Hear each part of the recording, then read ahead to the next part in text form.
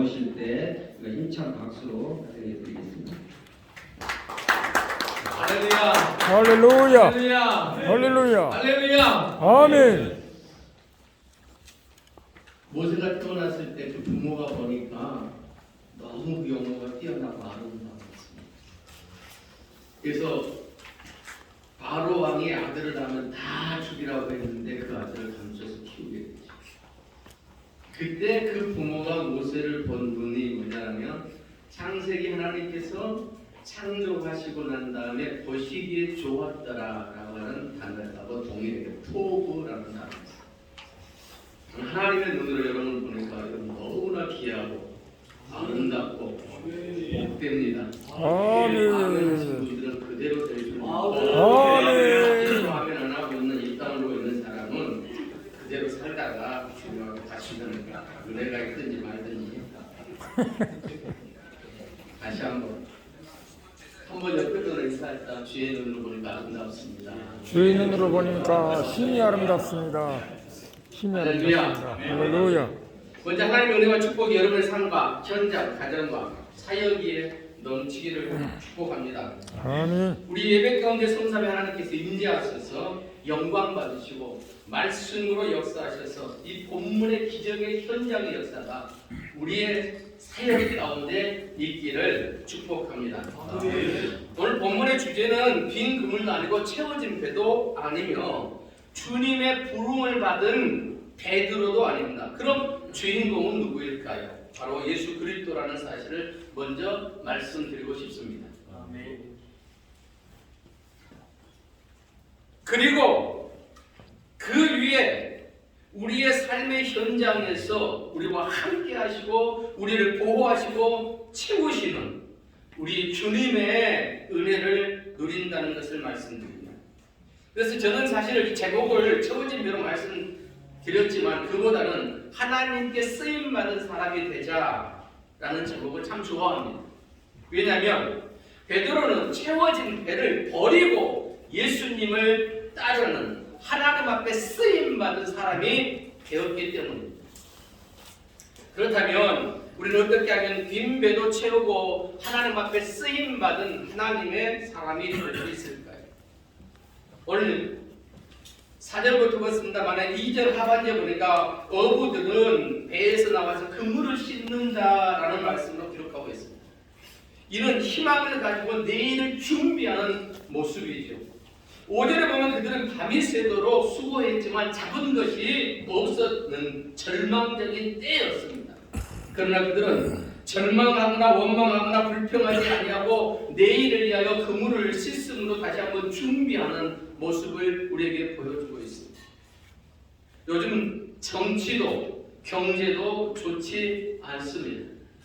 특별히 부흥사들에게는 집합이 금지됐던 코로나 현실에서 참 어렵게 지내왔습니다. 물론 그것이 풀리기는 했습니다만 그 3년 동안 약 2년 반, 약 3년 동안 있었던 이 코로나를 겪으면서 우리 부흥사들에게는 많은 시간 기도할 수밖에 없었고 하나님의 은혜를 구할 수밖에 없었습니다. 어쩌면 절망의 시간을 보냈는지도 모릅니다. 그러나 하나님은 언제나 준비한 사람을 쓰신다는 사실을 우리는 잊지 말아야 합니다.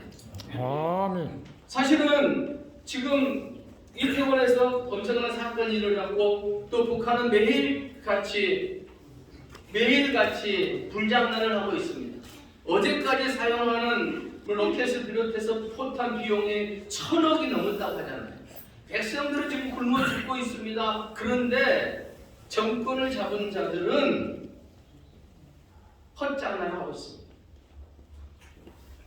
정치적으로나 경제적으로 볼 때 코로나 이후에 많은 사람들이 힘들어하고 있습니다. 지금 금리는 막 올라가고 있습니다.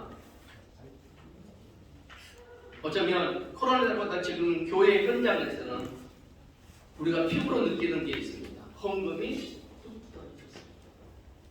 코로나 때는 오히려 괜찮았습니다. 그러나 그 이후에 지금 더 힘들고 어려운 시대입니다.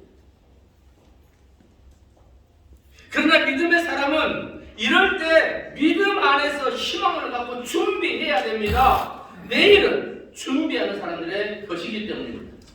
저는 우리 초기한동 봉사회 귀한 증거회장이 우리 저 모든 회원들이 이런 식의 희망을 증거하고 소망을 말하고 믿음의 역사를 드러낼 수 있기를 축복합니다. 아멘. 그런 의미에서 우리는 또다시 준비해야 됩니다. 두 번째, 하나님 앞에 쓰임받을 수 있는 사람은 환경을 초월한 믿음의 사람이라는 거죠. 5절은 시몬에다가 이르되 선생님, 우리들이 밤이 새도록 수고하였을 때 잡은 것이 없지만은 말씀에 의지하여 내가 그물을 내리리라 라고 고백합니다. 그리고 그 말씀에 순종해서 그물을 내리니 고기를 잡는 것이 너무너무 많아서 그물이 찢어질 정도였어요. 다른 사람들 다른 배를 불렀어요. 그래서 그들이 와서 도와줬는데 2배에 채우니까 2배가 다 잠길 정도로 많았다고 6절 7절은 우리에게 말씀하고 있습니다. 밤새도록 수고하지만, 즉 환경은 불경기였고 불합리였지만, 환경은 보일 수 없는 그런 모습이지만 주님이 말씀하실 때 순종하는 믿음이 필요합니다.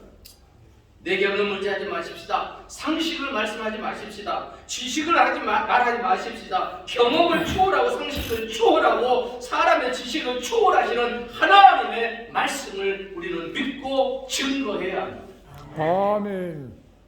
하나님이 말씀하시죠. 하나님이 이르시되 빛이 있으라 하시니 빛이 있었고 그 빛이 하나님 보시기에 좋았더라고 말씀하고 있어요.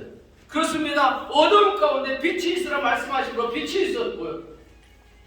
말씀으로 천지 만물을 창조하시는 하나님의 능력의 말씀을 우리는 믿습니다. 그리고 우리는 상식이나 경험을 말하는 것이 아니라 하나님의 말씀을 의지해야 합니다.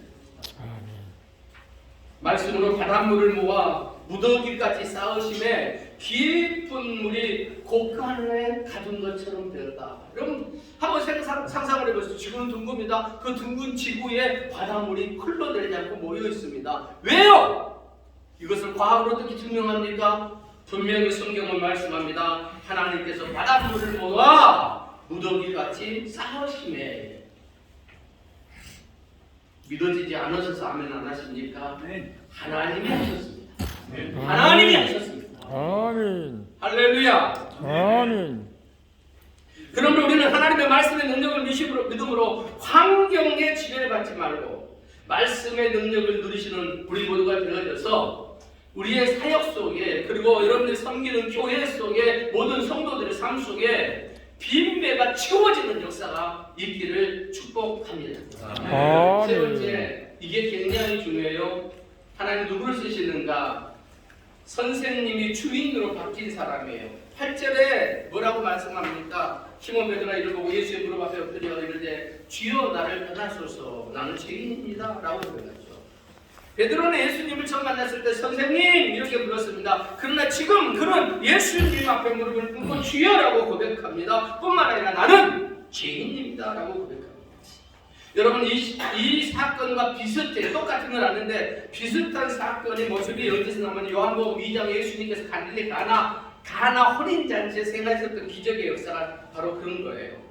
여러분 예수님은 그때 손님으로 왔습니다. 그런데 잔치 자리에 포도주가 떨어졌습니다. 어머니가 부탁합니다. 이 집에 잔치집에 지금 포도주가 떨어졌습니다. 그때 뭐라 합니까? 나하고 무슨 상관이 있습니까? 라고 말하죠. 그런데 어머니는 종들을 불러서 뭐라고 말합니까? 저분이 시키는 대로 해라. 여러분 종은 누구만이 명령할 수 있습니까? 주님만이 할 수 있는 것 아닙니까? 그런데 예수님께서 손님으로 가셨지만 그때 시켰더니 그 종들이 순종을 해요. 종들이 주인으로 모시는 거예요. 주인으로 바뀌는 거예요. 나는 저와 여러분이 철저하게 예수님이, 물론 우리는 목회자들이에요. 그렇기 때문에 우리는 분명한 것은 예수님을 주인으로 섬겨요. 주인으로 모셔요. 그러나 더 중요한 것이 있어요. 고백뿐만 아니라 내 삶의 모든 부분에 그분을 주인 되게 하시는 것이 중요해요.